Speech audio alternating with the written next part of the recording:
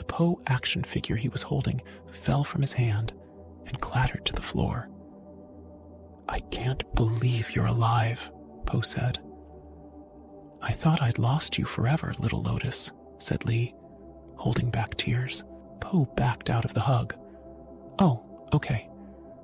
This is very embarrassing, but I think you've got me confused with a panda named Lotus. My name is Po." Lee nodded. "Oh, right. You wouldn't? Little Lotus was the name you were given at birth." "Really?"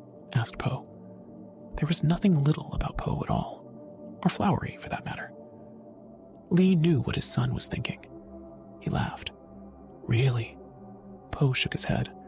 "I can't believe it. After all these years. And you're really here? This is amazing." Po turned to Mr. Ping. "Hey, Dad, come say hi to..." He stopped. Mr. Ping was his dad, but Lee was his dad too, right? He turned to Lee. Po began. "I don't know what I'm supposed to call you." "I'm pretty sure he said his name was Lee," Mr. Ping said. There was a hint of suspicion in his voice. Lee pointed at Mr. Ping. "You! Come here!" Lee ordered in a booming voice.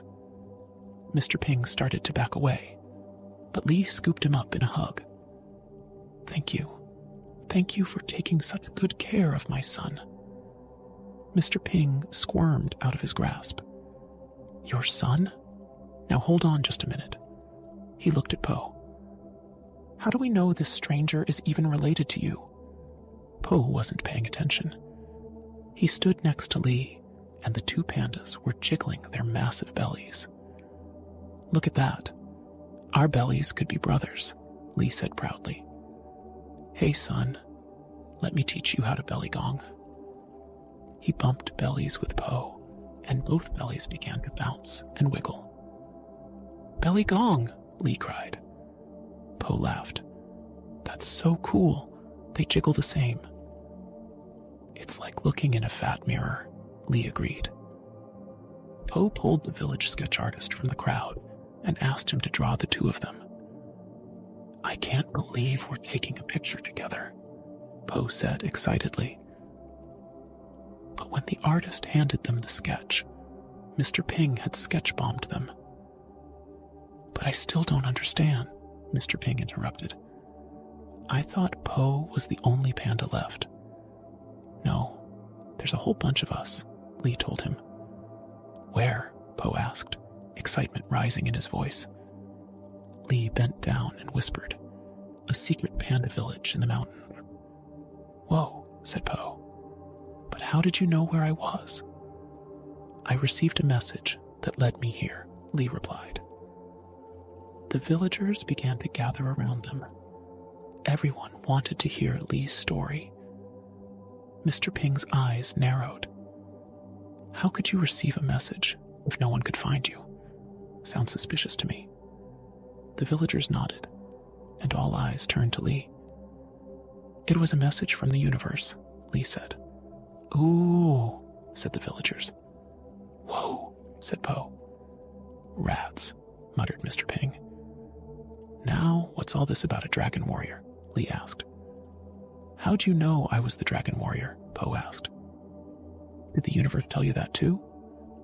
"No, the poster did," Lee replied, pointing to the restaurant walls. Colorful posters selling Dragon Warrior tofu. And Dragon Warrior spicy noodles decorated them. And the gift shop. "I bought a cup," Lee said, holding up a tea mug with Po's face on it. Po grinned. "There's so much to show you. You're going to be so awesomely proud. Come on. Come on." He grabbed Lee's paw and dragged him outside the restaurant. Mr. Ping watched them go. A bunny picked up the Po action figure he had dropped and handed it back to him. Mr. Ping stared at it. "I'm already awesomely proud," he mumbled sadly.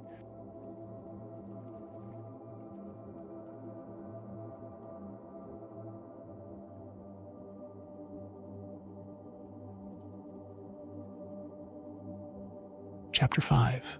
The Hall of Heroes. Po led his father to the Jade Palace. They slowly climbed the countless steps going up the mountain.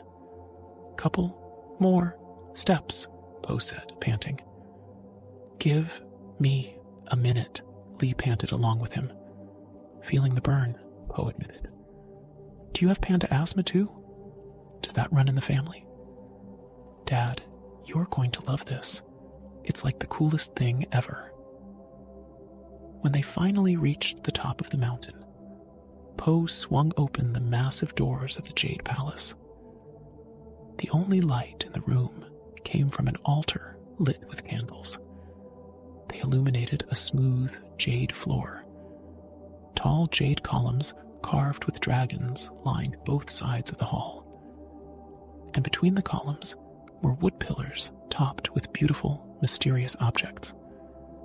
"This is the Hall of Heroes," he explained. "Home of the most priceless kung fu artifacts in all of China." "Whoa," Lee exclaimed. "This place is awesome." "You were going to say awesome, right?" "Because it totally is," Po said. "Totally," Lee agreed. "But be super careful," Po warned. "Everything is very fragile here."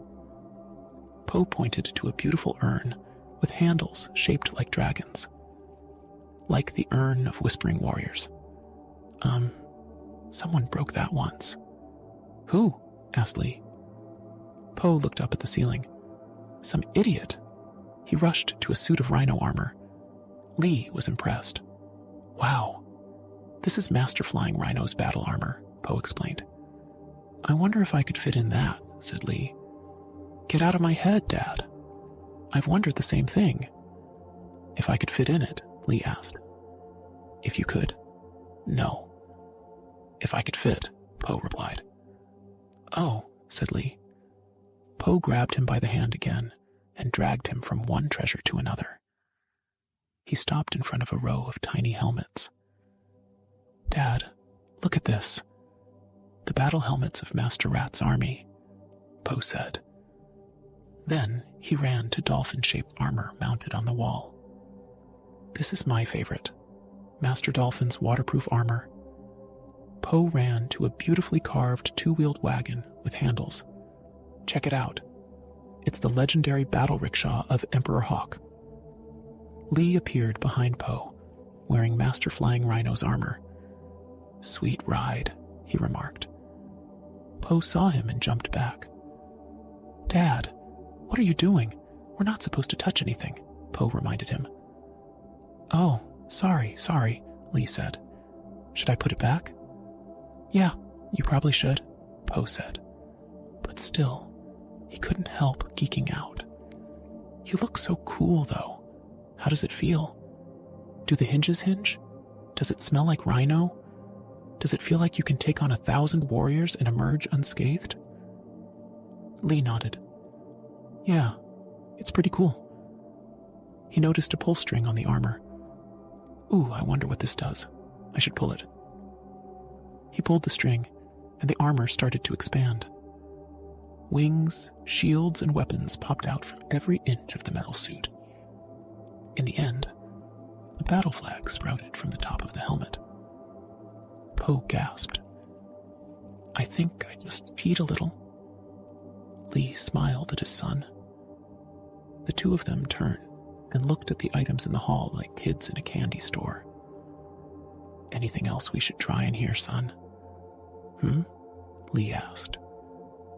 Po grinned at him, and the two started playing with everything in sight. They put rat helmets on their fingers and had a thumb war. They jumped on shields belly first and slid across the smooth floor like they were snow sledding. Po put on the dolphin armor, and he and his dad had a mock battle. Po was having such a good time, he barely noticed when Master Shifu and the Furious Five walked in. But as soon as he did, he froze, mortified. "I'm going to get you. I'm going to get you." Lee was teasing, playfully headbutting Po with his armored rhino horn. "Shh, stop," Po whispered. "Why? What's wrong?" Lee asked. Po bounded toward his friends, grinning sheepishly. Guys, you're never going to guess who just showed up. Not in a million years. Lee lifted up the front of his helmet, revealing his panda face. Your father, cried Master Shifu and the Furious Five. Whoa, how'd you guess that? Po asked. Oh, wait a second. Yeah, of course. We look exactly the same. Dad, say hi to my friends. Mantis, tigress, monkey, crane, and viper. They're kind of my best friends. Then he pointed to Master Shifu. And this is Master Shifu, legend. It is an honor to meet you, Master Panda, Master Shifu said. He looked at Po. Perhaps your father would care to join us in the training hall? He turned back to Lee. Your son will be teaching the class. Each member of the Furious Five winced at the thought of Po reaching again. Ho ho, cried Lee, obviously impressed. Po thought quickly. The last thing he wanted was for his dad to see what a terrible teacher he was. I'm sure he's tired, Po said. I'm going to show him to the chrysanthemum suite. Po grabbed his dad by the arm and dragged him away. What? Tired? No, I'm fine, Lee protested. I would love to watch you teach. Trust me, Po said. It'd be much more fun to watch me. Suddenly, a warning gong sounded, echoing through the hall. Fight, Po finished. The valley's under attack, Tigress cried. She raced off, followed by the rest of the five and Master Shifu. Po moved to go with them. Lee held him back. Son? Under attack? He asked worriedly.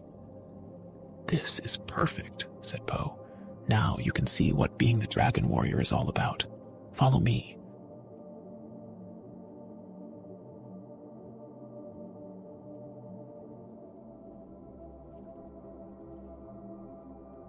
Chapter 6. Zombies Attack. When Po and Lee reached the village, Master Shifu and the Furious Five were on the rooftops, already locked in battle. Their opponents were green and glowing. They didn't know it yet, but they were facing Kai's jade creatures, the Kung Fu masters now under the evil Yak's control. Po leaped through the air. Enemies of justice, prepare for... Po began. The sight of the glowing jade zombies broke his focus. He botched his landing and fell hard onto the rooftop. What's the deal with the green guys? He asked, shaking off the fall. Tigress punched one of the warriors and grimaced. It was like hitting solid rock. Ah, she cried. Some kind of jade zombies. Monkey landed near Po. Jade zombies? Po repeated. Then he and Monkey had the same thought at the same time. Zombies! They yelled together. Jinx! Lee rushed up, panting, and called up to the rooftop. Lotus! Be careful! It's okay, Dad. I do this every... A green warrior lunged at him, and Po fended off the blow with a swift movement of his hands. A second warrior, identical to the first, attacked him on his other side. Whoa! I recognize these guys, Po cried. The Master Badger twins! With their crushing double gong technique,